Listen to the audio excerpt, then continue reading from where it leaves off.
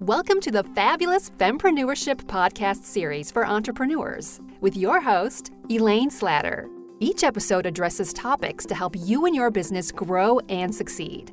Join us as we interview a variety of global experts. Hi, everybody. We have a fabulous guest today. Her name is Aria Lighty, and she is from Hawaii, which is a beautiful place to visit. If you haven't visited, you've got to book it now. So welcome to the show, Aria. Thank you so much for having me.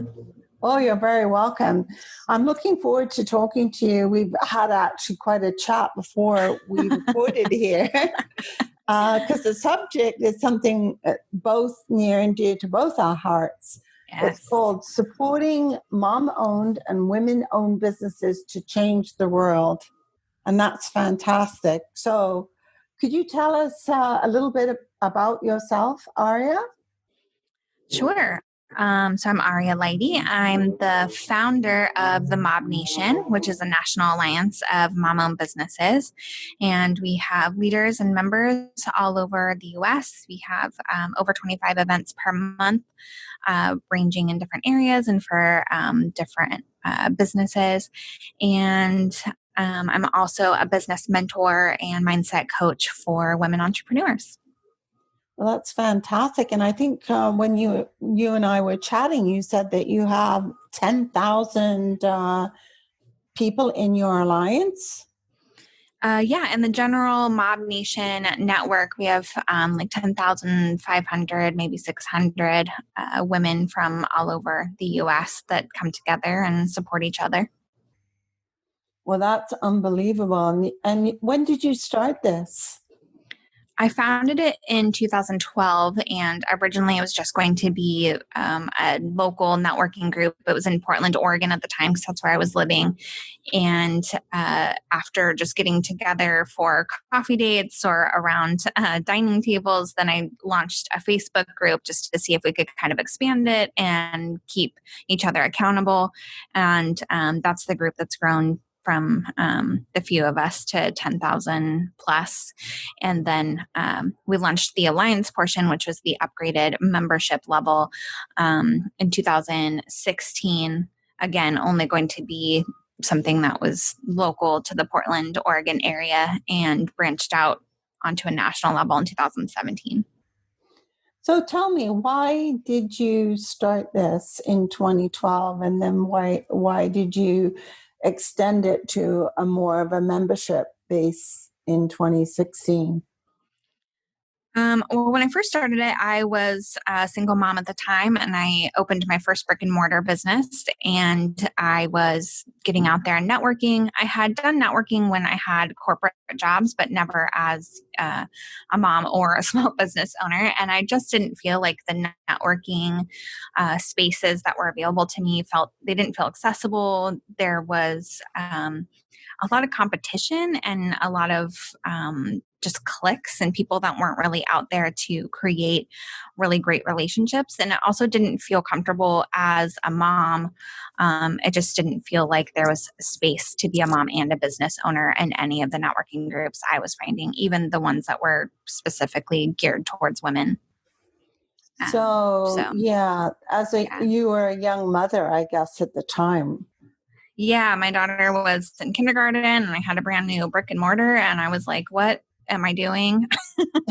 I'm crazy for doing both of these, and I really just wanted to find at least one other person that was crazy enough to also balance motherhood with business, and it just exploded from there. And as far as wanting to expand it out to the paid membership level, I just realized after meeting thousands of mom-owned businesses that there was so much more that needed to be created for us, more of a hub, like a one-stop shop for everything from referrals to education to connection to support both on the personal and the professional side, meeting the moms where they're at as well. if you're balancing both, then you're pretty busy. So you don't want to have to be constantly Googling all the answers. You can just come to your community and ask. And we go out and we find different professionals for all sorts of different topics to teach our members, anything from like branding to bookkeeping to why Facebook changed its algorithms for the 100th time just after you figured it out. That's so true, that one. Yes. Yeah. And it can be so frustrating and it can feel so isolating. So we just wanted to be able to have, just that one area, that one hub that all mom-owned businesses could come to and be able to get their answers and their support and love. And to also know that the humans that are in the group are also facing the same challenges and that you are, and want to celebrate your wins just as much as you want to celebrate them. Yeah, so it's a very caring community. Yes, yeah, to say the least. I'm blown away by the members and the culture that's within the group. It's unlike anything I've ever witnessed, and still, after all this time, I'm still shocked. Like every day when something awesome happens, I'm like, oh my gosh, yes, this is how we show up for each other. Exactly. So, what was your brick and mortar business back in the day? It was called Art a la Carte. It was a kids' art studio, all process-based. I turned salad bars into art bars. So the kids would grab trays and load up googly eyes and pom-poms and, recycled materials and create whatever their own concept of art was. And I started with the one studio, ended up expanding to 3 locations, as well as a mobile unit that traveled to schools and music festivals and stuff like that. So it was a lot of fun. That sounds really interesting. I bet kids love that. Oh my gosh, they absolutely loved it. They were just so excited that they get to make their own decisions and get to do things completely their own way and have access to, all you can make art. And they would always be like, are you sure I can have more of these, or I can do it this way? It's like, yeah, whatever you want to do. It's your art, and we're just here to support that and to just, see what you can come up with. Now, have you continued that in Hawaii, or is that just something that's gone away? That went away. I actually closed the businesses. We went through these crazy rent hikes in the Portland, Oregon area. They were like doubling rents overnight. It was pretty nuts. And we ended up closing all of our locations. We kept the mobile unit for another 1.5 years after those closings. But when the mob went national and started blowing up like crazy pretty fast, then I was doing a lot of travel and a lot of different speaking opportunities and a lot of the training of the leaders and stuff. So it made sense just to close that chapter altogether, sadly. Yeah, but for anybody out there, that might be an opportunity once this whole COVID thing is over, or if you could do it sort of a slightly different way, then that I think that's a game changer, because it would be great for birthday parties too. Yeah, we had tons of birthday parties. I've actually been missing it a lot lately. People write me probably like every week and ask me to do it again, or to bring it into Hawaii, or ask me why I closed it. So it definitely made an impact in the community, that's for sure. Yeah, that's for sure. It would. So you say supporting mom-owned businesses can change the world. Could you tell me about that? Yeah. We were talking a little bit about how the mob has built our own little like mob economy, and supporting each other and keeping those referrals. And, we have a phrase that there's a mob for that, because there really is, from everything to like toothpaste, cleaning supplies, your coffee shop, the clothes that you buy, jewelry designers. And when you go to mobs first over big box retailers or large corporations, then you're making an impact, obviously from that one purchase, but then you're also allowing them to go do things that invest in themselves.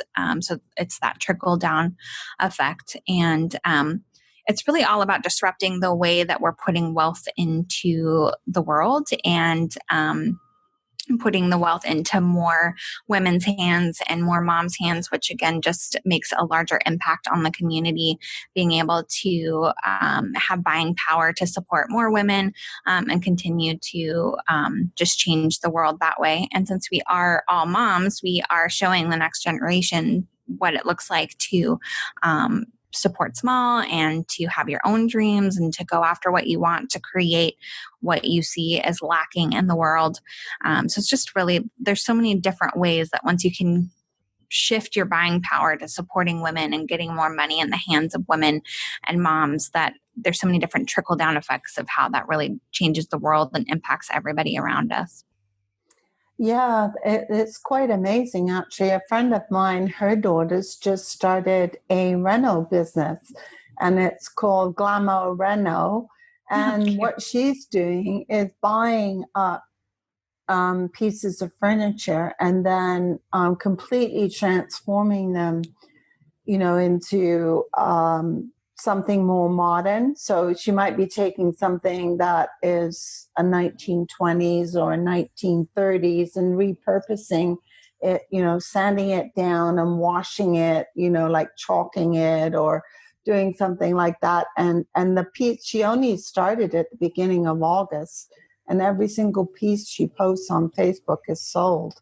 Oh, nice. So, yeah. that's sort of like repurposing and being environmentally responsible by taking something that isn't now going to a landfill, but has a completely different purpose sometimes, or has a new life anyway. Yeah, that's just one of the many levels of changing the world through your buying power is, like you said, we're not buying another piece of cheaply made furniture that's going to end up in the landfill. If all of us have more money in our hands, and we can make more sustainable choices as well by purchasing, ethically sourced foods and organic foods. Yeah. It's just, there's so many different ways that it really just makes an impact. I always tell my clients on the mindset and mentorship side, because women have such a hard time calling in abundance and feeling okay with, charging their worth and stuff. I always ask them to make an impact list of how many different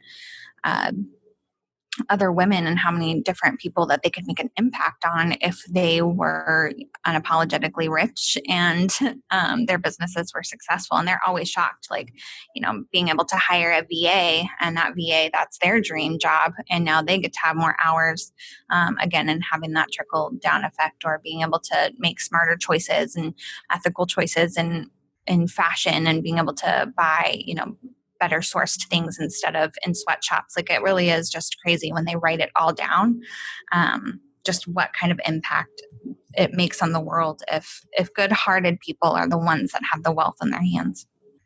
Yeah, that's a great way of putting it, because for some reason, women feel that they shouldn't be rich, if you know what I mean, monetarily rich, that's not a good thing. But there's so many limiting beliefs and blocks for wealth with women, and it's they seem to be all the same. We just feel like we have to be martyrs, and we only see the masculine energy around money. That's like what we see all the time in society. And so we're turned off by that level of greed or push or, stepping on people to get ahead.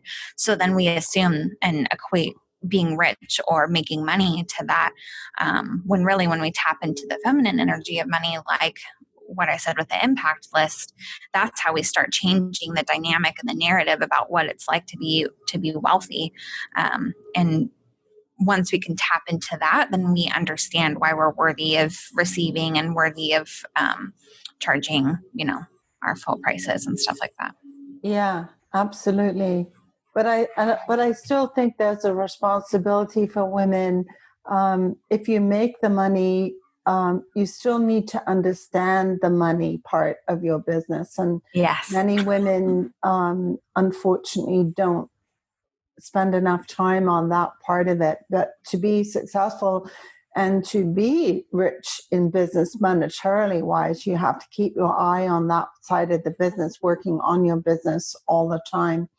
Otherwise, you can do a lot of work and wonder why you're not rich, and that's probably because you haven't really spent any time on the financial part of your business. So if just think how wonderful it would be if all these women had successful businesses and then were smart with the money that they made, and therefore they could give back to their own community, as you said, to they could employ more people, so they could spread the abundance if they understood the whole business concept. Yeah, definitely. There's a lot of we were just taught not to talk about it and to not, That's true. That's So true. just continuing to have those conversations opens the door for more educational opportunities and for more women to start taking those steps. Right. And I think more women now are single parents, right? So it's even more important that they understand the money talk. That money isn't a bad thing, that money is a good thing. It helps your family, it helps the world. And so therefore, as you said, that the male concept of money doesn't have to be the female concept of money. Yes, definitely. Mm-hmm. So what do you think are the most common struggles among mama-owned businesses? Well, the most common one that I see is just that same idea about money. A lot of moms feel that they have to be martyrs, both in motherhood and in business, that they have to struggle or that business has to be hard. So they don't, invest or outsource or ask for help or raise their prices to what they're worth. I see so many moms not charge the value of their products or their services. And I think it all really just boils down to not valuing themselves and not asking for help. But I think we do that as moms anyways. We want to do all of it and clean our own house and, run everybody to the different soccer practices and stuff. But yeah, they bring that into their business as well. And then they get so isolated and so and stressed. Burned out. Yeah. Yes. Stressed. Yeah. Completely stressed. Yeah. We are constantly talking about self-care in the mob, and not just, take a bubble bath with an expensive bath bomb kind of self-care, but, setting boundaries, charging your value, saying no, outsourcing the stuff that brings you so much headache and focusing on the stuff that you love, reaching out, talking about mental health. It's constantly having to tell them and remind them. Ask for help. Yes. Don't leave it too late. I think women think that they should be strong enough to take on the world, but truly you have to stop and ask for help. Or because if you don't take care of yourself, you can't take care of your family either, your kids or your significant other or your friends. You can't support anybody else, and you will become stressed and depressed, and that doesn't help anybody anyway. No, it doesn't. I always say that self-care is a mandatory investment, and whatever that looks like for you, whatever makes you feel like the highest vibe version of yourself, whatever makes you feel like the best version of yourself, all of those things are mandatory investments if you're going to show up really well for your children, to show up really well for your partner, to be any type of business owner for your customers or clients. Like, don't put all of that stuff off, thinking that you have to put everybody first, because you're not giving them the best version of yourself if you are, constantly burnt out or tired or sluggish. So again, that goes back to that impact list, because if you were able to be sustainable and be able to invest in all the things that make your mental health and your physical health and your spiritual health the best that it can be, then you're giving your best version of yourself to your clients, which then makes an even bigger impact in their world because of the energy that you brought to the interactions. Yeah, totally. Do you think that one of the biggest struggles is when you're a mom is making that dividing line between when you should be working on business and when you should be present in the family? I mean, that's a big struggle, that work-life balance. Yeah, well, balance is a myth regardless. I mean, something's always going to be taking the attention from time to time. But I think what it really boils down to, because that's what a lot of people think the issue is, like, oh, work-life balance. But again, it goes back to that wanting to do every single thing on your own and not asking for help. So, of course, you're not going to have any quote unquote work-life balance if you are trying to make sure the house is clean and not, ask to bring in a housekeeper, if you're not, getting a VA to respond to some of your emails. Like, of course, there's not going to be any form of that if you're working 3 full-time jobs on top of motherhood. So that's what a lot of people come thinking that their issue is, or what they want help with is try to balance it all. But really what they're asking is, how can I do all of this and make everybody happy? And but the answer is that you can't. You have to ask for help. You have to outsource. You have to simplify. You have to be able to call in different people that do those different tasks really well and enjoy doing it, and focus on the things that make you happy. Yeah, and just let's add in one more thing, and that is women, I think, have to ditch perfectionism. Oh, yes. Yes. Do it with whatever resources and knowledge that you have now, and you can always evolve and expand and get better as you go. But don't wait for everything to be perfect before releasing it out into the world. And there's so much value in people releasing things without it being perfect, because that's what other women need to see to be inspired to go start doing their own things. If we're only seeing the perfect versions of stuff, then of course people that are watching or wanting to do something similar will think that they're not good enough to go do it, because they're only seeing this highlight reel perfectionism. But if you can see things throughout the process and see things non-perfect and expand and evolve, then you can see, okay, well, I'm capable of doing this as well. Yeah, just like my friend's daughter who started her business this month. She just has a Facebook page. She doesn't have an e-commerce site or anything fancy like that. And she just cleared out her work shed, which probably just had stuff, collect stuff. She just made space in there to put the furniture so she could refinish it, to sand it and refinish it and so on. So it wasn't an expensive startup, and it's probably not perfect, but she started, and that's the main thing. Yeah. Yeah. I tell my clients all the time, I didn't have a website for like 18 months.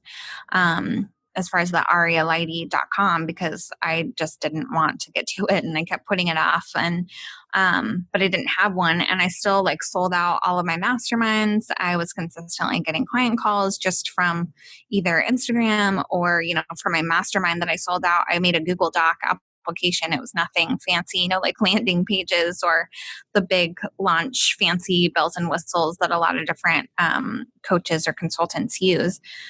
And obviously I would have loved to have all the fancy things, but I just didn't have the time to do that. And I didn't have the time to wait until I could do all of that. I wanted to start making an impact now. And the group that I have together with this mastermind is so incredible. And if I waited, then they probably never would have been brought together to have the big momentum that they're having in their businesses now. So. Exactly. So that's a great example to use then, that you don't have to be perfect. You can just get started. And you kept it simple, which is what we were talking about before, that just keep it simple and get started and then grow it from there. And you're right. If people just see the highlight reel of a company that's been around for 5 years and looks perfect, then that's not how they started out in normal circumstances. And they didn't wait till they were perfect. So why should you, Right. Exactly. So how does the Mob Nation differ from other networking groups, Aria? Oh my goodness. Well, we're so much more than a networking group in the fact of all the things that we bring to our members and the care that the care and the consideration that we show them, like whatever they want to learn about or have access to, or different resources that we hear about, we love to bring that to them. And then the community and collaboration over competition is just so big. Like we have realtors that are in the group that help each other, that we'll talk about different resources that they've used to their quote unquote competition within the group, or people that do even direct sales or have coffee shops that are close by. They end up becoming friends and working together and doing like collaborative blends or training each other on different things that they've learned. So that type of community is just so valuable. And then just the way that they show up for each other on a personal level too. I mean, we had one of our members, she had to go to court a few years ago against her abuser, and she was really scared to go by herself, and she didn't really know anybody on a personal level, just, via the internet. But she posted in there asking if there would be one person that could go with her so that she wouldn't have to go by herself. And we filled the whole courtroom. We were waiting in the lobby. We were down the stairs. Like there were so many people that had never met her that showed up for her so that she wouldn't have to be alone during that struggle. And some drove as far as 2 hours just to get to the courthouse, and then drove 2 hours back immediately after it was all over. So it's just those stories that happen like every week that are just wow, that's it's not just about incredible. business. Yeah. Mm-hmm. I mean, these women, we joke that there's like a cult following for the mob. Like once you're in the mob, like you're just obsessed with it, and you fall into the mob culture, and had the hashtag mob life, like we like to say. But you really learn by example what it's like to show up for women and to show up for moms, whether that be go clean their house while they're having their baby, or to go to the hospital for them.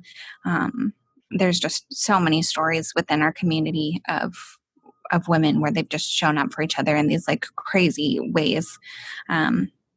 And I have been spoiled by it for so long that I forget that that's not how all women are, or how all groups are. And so when I get outside of the mob network, I'm like, oh yeah, this is why we're so special. Like these women are they go up and beyond for each other. Yeah, that is different. I mean, there are networking groups, but I don't think I've heard of one that is like Mob Nation, where, it's, as you say, almost like a cult, that everybody is absolutely there for every, Yes. the fellow members, and they just will just be there in a heartbeat. And as you said, that girl that was facing her abuser, the people that showed up had never even met her before. That's something. Yeah, they just knew that it was a mob. I mean, like they had seen her or interacted with her in the community, online community. But yeah, I mean, they all just showed up. It was really crazy to see just how many. We filled up the courtroom. We had to be told to wait outside, and the hallway was too filled up. So someone to be like down the stairs, some outside. It was just, it was really moving and touching. Well, that's fantastic. So what would you say, Aria, is the biggest lesson you've learned in business? Goodness. What? To never stop learning and to look at everything not as it's either a success or it's a lesson. And there's so much that you can learn from so many people around you. And also just that pouring into yourself is going to be the best way that you are going to be anything into the world. You don't earn self-care. You don't earn, it's not based on your productivity. It's just something that you do for yourself and show up for yourself in that way. And then that's the way that you make the best impact in the world. Yeah, that's very, very true. I really thought a lot about what you said there, and you're right that if you take care of yourself and show up the right way for your kids, for your business, and for your supporting spouse, that means you've got a fulfilled life. and that you will be more successful if you take care of yourself that way. That's for sure. And keep learning, as you said. Like I Yes. learn every day from somebody, And me a too. nugget here, a nugget there. There's always something to learn. And if you're open to it, then, you can grow your own knowledge beyond where you are at the moment, for sure. Yeah. And not all lessons are like completely, it's not always clear in the moment. Like sometimes the stuff that you absorb or the energy that you get from different people, it's like a subconscious thing, and you don't really realize how it's like impacting your world. Just surrounding yourself with women that show up super confidently is going to help you start showing up confidently as well. Even if you weren't sitting there taking notes, watching how they're showing up, it still, encourages you and puts it into your realm of how to start showing up and treating yourself. And yeah, you can learn something every day, every moment. Yeah, I have to say I do too. Absolutely. So that's been a wonderful conversation, Aria. And I've really enjoyed it because I have a couple of communities too for women. And I learn from other people just like yourself, what works, what isn't working. And it starts you thinking again what you could do to improve your own networking group. And I see that you're going to have a virtual conference this year, and that must have been a challenge to switch from a live to Yes. a virtual. Yeah, it's been interesting. I thought that it was going to be easier. I was like, oh, well, the bright side is that it won't be as much work, but it's just as much work. Yeah. And it's just as much stress because you don't have as much control of the different things going on around you when it's in like one room and you're being able to control everything and see everything. Then that's a little bit easier, but you never know with like connections or, speakers timing or Yeah. so many different layers. Totally. Now, I understand you have a special for our listeners today. If you'd tell us about that, that would be wonderful. Yeah, I actually changed what I wanted to offer after our chat before this started because I was like, wow, your community is so awesome. I want to connect with them. So one would be a free month and no enrollment fee for the Mob Nation Alliance. And you can go to themobnation.com, click join, and just use the code Fabulous Fempreneur, and that will waive your first month as well as enrollment fee. And you can get added to our directory, start attending our virtual meetups, get connected to the group that I've been talking so highly of, start getting referrals. And then also MobCon, the event that you just mentioned, if you use that same promo code, then you will save $25 off of your virtual ticket. Oh, that would be fantastic. And that's a 2-day virtual conference, correct? Yes. Yeah. September 27th and 28th. All the information's at mobcon.co, but there will be networking opportunities. Our main stage speakers are so phenomenal. That'll be all motivational and inspirational. And the breakout sessions are very tangible, educational sessions from how to self-publish a book, how to monetize your podcast, how to use Instagram for business. Like there's a lot of different classes that you can take where you can take that information and start implementing it into your business right away.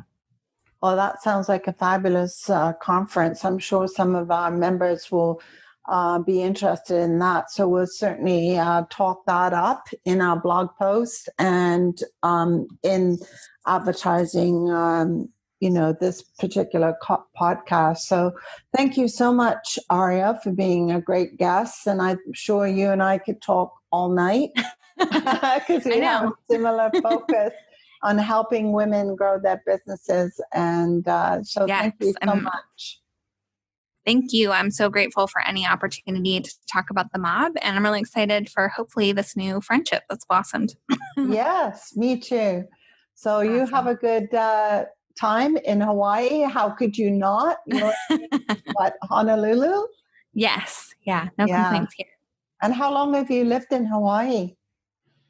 I moved back here, I guess a year and a half ago. I'm a native Hawaiian. So okay. yeah, my whole family is here. So yeah, I'm Well, happy to be home. No complaints here at all. No, the weather's certainly better than it is in Portland, Oregon. That's for sure. Definitely. Yeah, I love the temperature of Hawaii. It's just perfect. That's what, there isn't a huge amount of humidity, and it's just gorgeous. Yeah, I love Hawaii. Actually, in my office here, I have a picture of Hawaii when we went to Honolulu. This one is in that area, and then we went to Maui, which is one of my favorite spots too. Yeah, I love Maui as well. Yeah. Well, you'll have to visit once all of this COVID craziness is over. Yes. Yeah, it's definitely one of my favorite spots in the world, that's for sure. Mine too. So thank you so much once again, and we'll talk to you again soon, I hope. All right. Look forward to it. Thank you. Bye-bye. Bye. To receive your free gift and connect directly with the podcast guest, visit our website at fabfempreneurship.com/entrepreneur mastermind podcasts and click on this episode. Here's to building your business growth, one step at a time. If you enjoyed this podcast, why not tune in to other episodes in this series at fabfempreneurship.com/entrepreneur mastermind podcasts.